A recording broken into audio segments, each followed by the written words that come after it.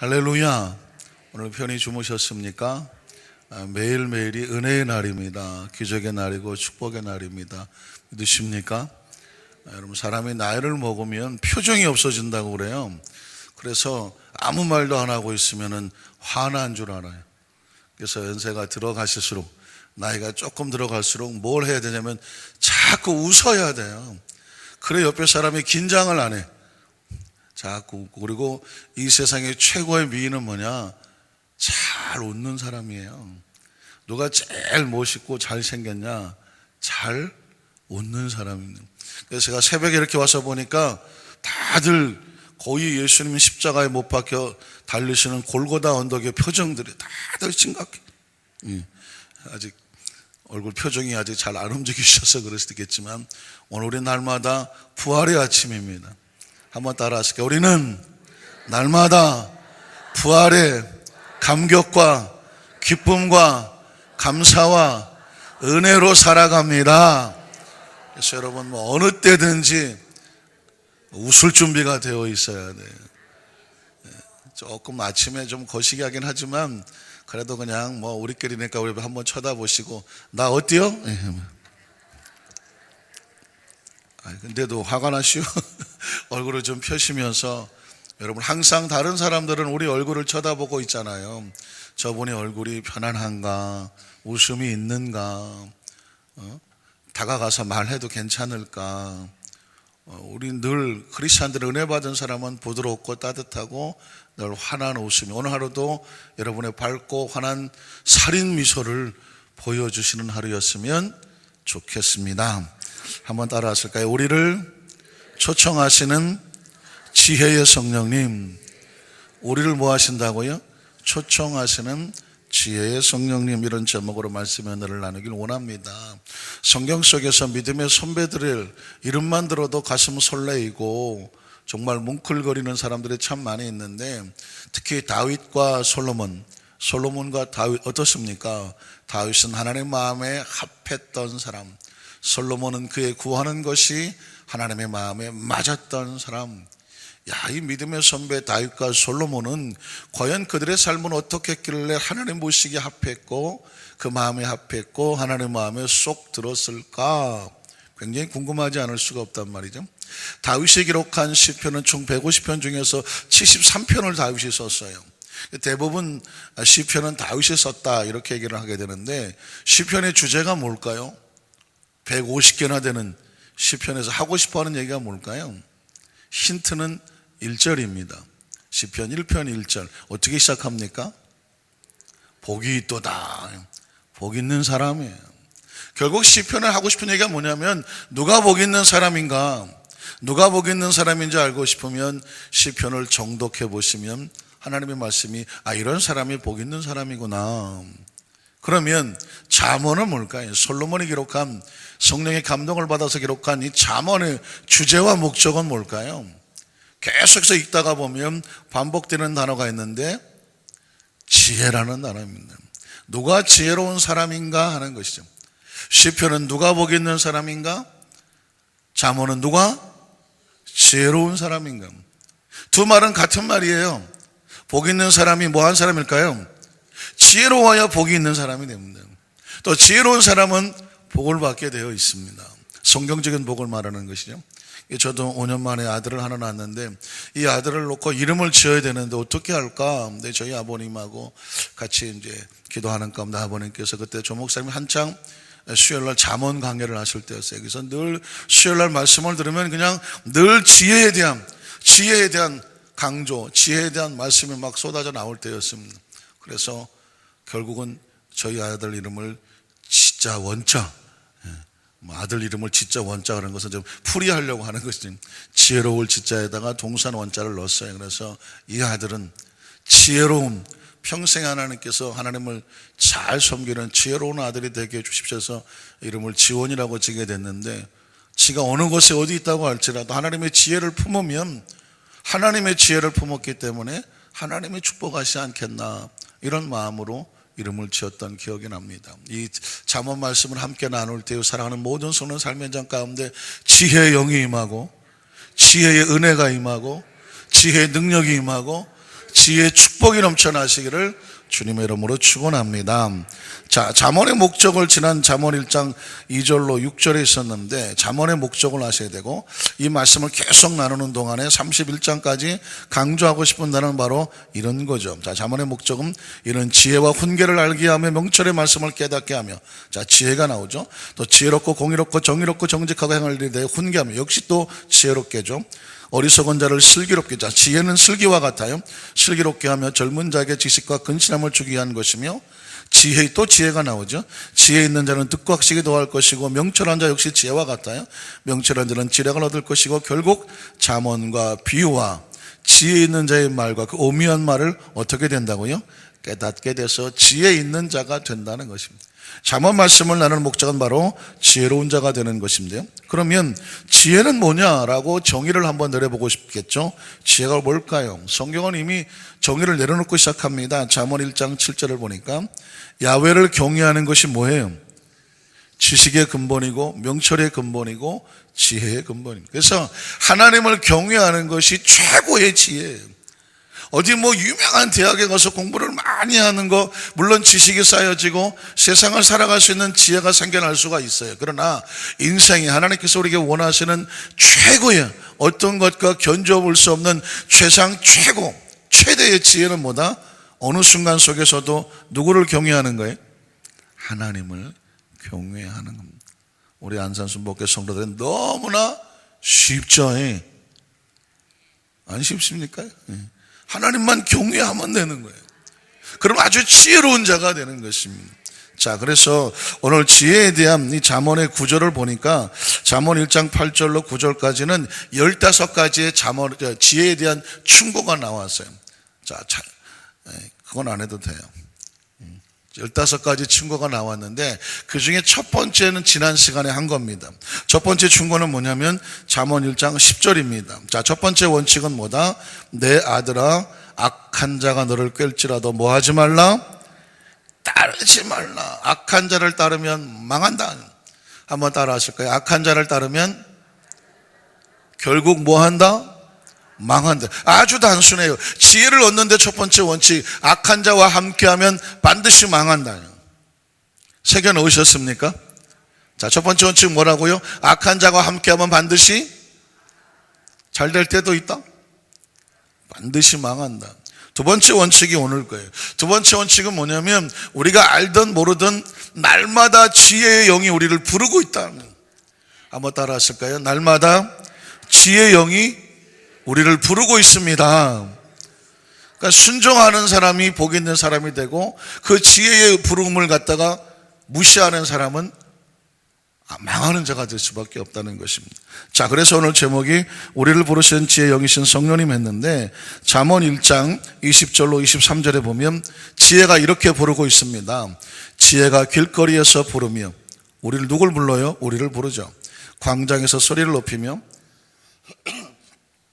시끄러운 길목에서도 소리를 지르며 성문 어귀와 성중에서 그 소리를 발하여 이르되 21절 너희 어리석은 자들아 어리석음을 좋아하며 거만한 자들은 거만을 기뻐하며 미련한 자들은 지식을 미워하니 어느 때까지 하겠느냐. 그치라는 거죠. 23절에 나의 책망을 듣고도, 나의 책망이 뭐예요? 지혜가 선포한 지혜롭게 책망하고 권명하고 가르쳐주고 깨닫게 하는 지혜의 말씀을 듣고 뭐 해라? 돌이켜라. 그런데 그 지혜의 근본이 뭐냐면 내가 나의 영을 부어주겠다고. 지혜의 근본은 하나님을 경외하는 것인데 하나님을 경외케 하는 영은 누굴까요? 성령님이시죠. 그래서 하나님을 경외하는 것이 지혜와 지식의 근본인데 어떻게 하나님을 경외하고 그리고 하나님 말씀에 순종할 수 있을까요? 누가 계셔야 돼요? 성령이 우리 속에 함께 계셔야 돼요. 그래서 성령은 지혜의 영이고 지혜의 영은 성령입니다. 그래서 오늘 말씀에도 내가 나의 영이란 건 뭐냐면 지혜의 영을 부어주시겠다고 말씀하시며 그 지혜의 영이 와서 너희에게 부어주며 내 말을 너희에게 보여줄 것이라고 말했습니다. 자, 그러니까 여러분 오늘 하루도 이 말씀도 또 여러분의 말씀을 듣고 그동안 계속 들어왔던 말씀, 묵상했던 말씀, 가슴에 품고 있는 말씀, 기도하는 말씀, 이 말씀은 목적이 뭐냐면 이 험악한 세상에서 지혜롭게 살게 하는, 하나님을 경외하게 살게 하라는 것입니다. 그래서 여러분, 성경은 바이블 스타디로 끝나면 절대로 안 된다. 바이블 스타디는 성경을 공부하는 것이거든. 머릿속으로 꽉, 그거 나 알아. 그거 정답 알아. 퀴즈 문제 답 알아. 답 문제도 알아. 성경을 아는 걸로 끝나면 의미가 없어요. 그것이 삶 속에 매 순간마다 적용이 되어야 되는데, 그 적용을 할 때 어떻게 되냐면 성령님께서 지혜를 주시는 대로 따라가야 삶 속에 적용하게 되는 줄로 믿습니다. 그러니까 크리스찬과 넌 크리스찬의 차이는, 이건 하늘과 땅이에요. 넌 크리스찬들은 세상의 삶을 살아가려면 자신의 지혜로 살아야 돼. 자신의 경험으로 살아야 돼. 좌충우돌하고 갈팡질팡하고 오왕좌왕, 그러니까 뭐가 옳은지 몰라. 그러니까는 운이야. 요행이고 재수가 될 수밖에 없어. 크리스찬은 어디에다 사고냐면 순간순간마다 성령님이 상황 속에 지혜를 주십시오. 명철을 주십시오. 깨닫게 해주십시오. 잘 선택하게 하여 주시옵소서. 영적으로 분별하게 하여 주시옵소서. 이 새벽에 나와서 말씀을 듣는 것도 우리 영을 깨워서 하나님의 말씀을 새기고 그 지혜의 은총을 얻기 위해서 이 새벽에 나와 있는 줄로 믿습니다. 그래서 오늘 하루도 여러분 귀를 여셔요. 성령님께서 오늘 지혜를 주시고 분별하여 깨닫게 하여 주시옵소서. 왜냐하면 성경에 말씀하시기를 하나님의 지혜가 온 세상에 가득해서 누구를 부르고 있냐면 하나님의 자녀들에게 내 말을 들으라고 부르고 있기 때문에 그렇습니다. 자, 그러면 작은 두 번째로, 그 지혜의 성령의 초청을 거부하면, 하나님 말씀을 업신여기면, 그 말을 듣지 아니하면 어떻게 되느냐? 어리석은 자들의 모습이 24절로 32절에 있는데요, 24절로 25절에 보면 하나님의 말씀이 들어왔는데 아이 싫어, 거부하는 자들의 모습입니다. 내가 불렀으나 너희가 듣기 싫어하였고, 내가 손을 폈으나 돌아보는 자가 없었고, 도리어 나의 모든 교훈을 멸시하며 나의 책망을 받지 않았습니다. 혹시 우리의 삶에도 이런 모습이 있을지 않을까요? 우리가 들었던 말씀, 아는 말씀, 성령의 감동에 대해서 이렇게 해야 돼, 지혜가 우리를 부르고 있어요. 가르쳐주고 있어요. 그런데 한쪽 구탱이로 내 욕심이나 어떤 내 감정과 기분이 아니야, 난 이렇게 할 거야. 하나님 말씀을 거부하고 또는 무시하고 못 들은 척하고 아니면 그것을 멀리하고 돌아서게 되면 뭐가 되냐면 지혜를 거부하는 자가 되는 것입니다. 자, 그러면 어떤 일이 벌어지냐면 26절에 하나님의 말씀이 지혜가 비웃는다고 말해요. 26절인데요. 너희가 재앙을 만날 때에 누가 웃어요? 내가 웃을 것이며 너희에게 두려움이 임할 때에 내가 비웃으리라. 자, 지혜를 따라야 네가 안전하고 평안한데, 네가 지혜를 벗어나서 너 하고 싶은 대로 했지? 그럼 뭐 할 수밖에 없죠? 원칙이, 제일 원칙이 망할 수밖에 없어요. 그러니 하나님의 지혜가 비웃고 가슴 아파할 수밖에. 그러면 망해. 그리 가면 안 돼. 그렇게 하면 안 돼. 성령께서 말할 수 없는 탄식으로 가슴 아파하는데, 잠언에는 그것을 역설적으로 비웃는다라고 말하고 있습니다. 27절에 보면 결국 하나님의 말씀을 거부하고 듣지 아니하고 그렇게 가면 어떤 일이 벌어지냐면 너희의 두려움이 광풍같이 임하겠고 너희의 재앙이 폭풍같이 이르겠고 너희에게 근심과 슬픔이. 제가 말씀드렸죠, 지혜의 첫 번째 원칙은 뭐냐면 하나님 말씀을 떠나서 악인과 함께하면, 선택하면 반드시 어떻게 돼요? 망한다. 그 망한다는 것이 다른 표현으로 광풍같이, 폭풍같이 근심과 슬픔이 임한다는 것입니다. 그러다가 보면 28절에 보면 때늦은 후회를 하게 되죠. 그때 너희가 나를, 그때 가서 나 좀 살려주십시오, 문을 열어주십시오, 길을 열어주십시오, 너희가 나를 부를 것이다. 그래도 내가 대답하지 아니하겠고 부지런히 나를 찾아도 그래도 나를 만나지 못할 것이니. 그건 뭐냐면 어리석은 처녀들이 뒤늦게 문을 두드리는 것처럼 이미 문이 닫혀버렸다라는 표현을 쓰고 있는 것입니다. 때늦은 후회라는 단어, 여러분 혹시 때늦은 후회, 뒤늦게 깨닫고 이미 다 깨져버리고 잃어버리고 상처투성이가 돼버리고 근심과 슬픔에 빠져있면서 그때 그렇게 하지 말 거라고 혹시 껄껄거려 하진 않으십니까? 성경은 분명히 얘기했습니다. 하나님 말씀을 따라야 지혜로운 자가 복이 있다고 말했고, 그 지혜를 떠나면 망할 수밖에 없고, 그렇게 가보면 결국은 광풍과 슬픔이 있고 때늦은 후회를 할 수밖에 없다는. 결국 사람은 29절로 32절인데요, 자기 행위대로 심은 대로 열매를 먹게 된다는. 대저 너희가 지식을 미워하고 야훼 경외하기를 즐거워하지 아니하며 나의 교훈을 받지 아니하고 나의 모든 책망을 업신여기고 자기 고집대로 생각대로 마음대로 행동을 하고 기분대로 감정대로 하고 싶은 대로 하면 모든 것을 한마디로 말하면 자기 행위죠. 자기 행위의 열매를 먹으며 자기 생각과 지혜와 지식과 경험과 상식으로 자기 꾀라고 말하죠. 그렇게 말한 자기 꾀에 배에 부를 수밖에 없으니 결국 32절은 행한 대로 심은 대로 멸이 속은 자의 퇴보는 자기를 죽이며 미루는 자의 안일은 자기를 멸망시키게 된다. 여러분 혹시 이 말을 신약성경에 갈라디아서 6장 6절로 10절에 보면 이렇게 바꿀 수 있습니다. 가르침을 받는 자는 말씀을 가르친 자와 함께 모든 것을 함께하라. 7절에 스스로 속이지 말라. 하나님은 업신여김을 받지 아니하시나니 사람이 무엇으로 심든지 그대로 거두게 된다. 8절에 자기 육체를 위해서 심는 자는 육체로부터 썩어질 것을 거로. 그러니까 하나님 말씀과 상관없이 자기의 꾀와 아까 말씀했죠, 자기 행위로 심는 자는 자기 행위대로 썩어질 것을 거두게 되고 성령을 위하여 심는 자는 성령으로부터 영생을 거두게 된다. 9절에 우리가 선을 행하되, 그래서 성령으로 심고 말씀대와 지혜롭게 행하되 때로 힘들고 당장 눈앞에 보이지 않으니까 낙심하게 될 수도 있으나 그래도 낙심하지 말라. 지혜로운 자들이요 포기하지 아니하면 반드시 때가 이르면 어떻게 될 것이다? 거두게 될 것이다. 10절에 그러므로 우리는 기회 있는 대로 모든 이에게 특히 착한 일을 하되 더욱 믿음의 가정들에게 지혜롭게 할 것이다 라고 말씀합니다. 여러분 혹시 하인리 법칙이라고 들어보셨습니까? 허버트 윌리엄 하인리라고 하는 사람이 있는데, 이 사람이 어떤 재난이 벌어질 때에 많은 사고들을 갖다가 계속 분석해 보다가 1대 29대 300 이런 통계를 나오는 법칙을 발견하게 됐습니다. 그게 바로 이제 하인리 법칙이라고 하는 건데, 어떤 큰 사고가 벌어지게 될 때 절대로 그냥 한 번에 툭 하고 터지지 않는다는 것입니다. 적어도 300번의 징후가 있다는 거예요. 모든 대형 사고는 보면 한 300번 정도 이거 뭐지? 뭔가 계속해서 이런 사고가 날 것 같은 징후가 보인다는 것입니다. 그리고 한 300번 지나고 나면 29번에 계속 비슷한 작은 사고들이 여기저기 터지기 시작을 하게 하고요.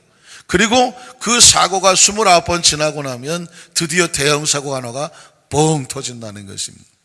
예를 들면 일본의 후쿠시마 원전이 터질 때도 한 300번이 이건 계속 여기저기서 말이 나왔다고 합니다. 그런데 무시를 해버렸습니다. 그리고 실제로 29번에 계속된 잦은 사고들이 터졌어요. 그런데 설마 이 원전이 터지겠어? 보통 사람들은, 일반적인 사람들은 절대로 대형 사고가 일어날 거라고 상상을 못 한다. 설마 그런 일이 일어나겠어? 그 원전이 터지겠어? 그렇기 때문에 300번이 그런 징후가 있어도 무시하고요, 29번의 사고가 있어도 에이 괜찮아, 그러다가 꽝 하고 벌어진다는, 전 세계로 일어났던 모든 대형 사고들, 우리나라에서 벌었던 사고들도 결국 이 법칙에서 피해가지를 못해요. 그런 329번의 징후와 사고가 있었지만 사람들이 거기서 대비하지 못하고 사고가 나는 이유가 뭐냐면 설마 그런 일이 나겠어요? 그런데 대형 사고는 반드시 그런 예우가 있었다. 오늘 말씀을 묵상하다가 보니까 지혜가 계속 우리에게 300번을 경고를 하는 거예요. 그러면 안 돼. 그렇게 하지 마. 그렇게 하면 큰일 나. 300번에 계속 우리의 경고가 사인이 있었고, 그리고 29번의 크고 작은 사고들이 우리 가운데 벌어질 때 왜 이런 일이 벌어지냐면 목적은 하나예요. 빨리 돌이키라는 거죠. 빨리 대비책을 세우라는 거예요. 빨리 수습하라는 거예요. 더 큰 사고가 터지기 전에 돌아서고 수습하고 대비를 세우라는 거예요. 그러면 그 한 번의 사고가 벌어지지 않아요. 그런데 그거를 하지 않으면 한 번의 사고가 세상 말로 한 번에 훅 가는 순간 큰 슬픔을 가져오는 거예요. 오늘 성경의 말씀에 지혜가 왜 우리에게 부르고 있느냐? 거꾸로 말하면 경고하는 거예요. 징후를 보여주는 거예요. 거리에서, 길거리에서, 성중에서, 시끄러운 데서. 무슨 소리입니까? 늘 우리에게 지혜가 우리에게 하나님의 말씀을 돌이키라고 외치고 있다는 것입니다. 어리석은 자는 바로 그 300번의 징후와 29번의 경고를 무시해버리네. 에이, 설마 그까지 이 정도는 괜찮아. 이 정도는 괜찮아. 뭐. 그동안 이 정도 해도 별일 없었어. 300번이 별일이 없었으니까. 29번에 뭐 그런 거 조그만 거 있을 수도 있어. 그 정도는 괜찮아 했는데 결국 빵 하고 벌어졌을 땐 때늦은 후회가 된다는 것입니다. 오늘 말씀은 저와 여러분의 평생을 가슴에 두셔야 되죠. 오늘 하루 살아가는 말씀 가운데 깨달음 속에서 내가 마음이 이상해. 그건 아닌 것 같아. 양심이 그건 아닌 것 같아. 기도하는데 그 마음이 편안하지 않아. 자꾸 마음에 사인이 올 때에 그 사인의 귀를 기울이십시오. 하나님의 성령께서 우리 가운데 사인을 주신, 지혜는 뭐 화려하고 요란하지 않아요. 아주 단순하게 우리 마음속에 사인으로 다가옵니다. 그러면 하나님 앞에 엎드려서 기도하는 가운데 올바른 선택과 성령의 지혜에 따라 행할 수 있도록 하나님, 내 감정과 기분과 내 가지고 있는 상식과 지식과 그 모든 것이 하나님을 경외하는 것 앞에 굴복되게 하여 주시옵소서. 그걸 뭐라고 말하면 지혜롭다고 하는 것입니다. 그래서 마지막 33절에 보면 지혜로운 자는 이런 축복이 있습니다. 오직 내 말을 듣는 자는 어떻게 살며? 평안해. 평안은 우연과 재수가 아닙니다.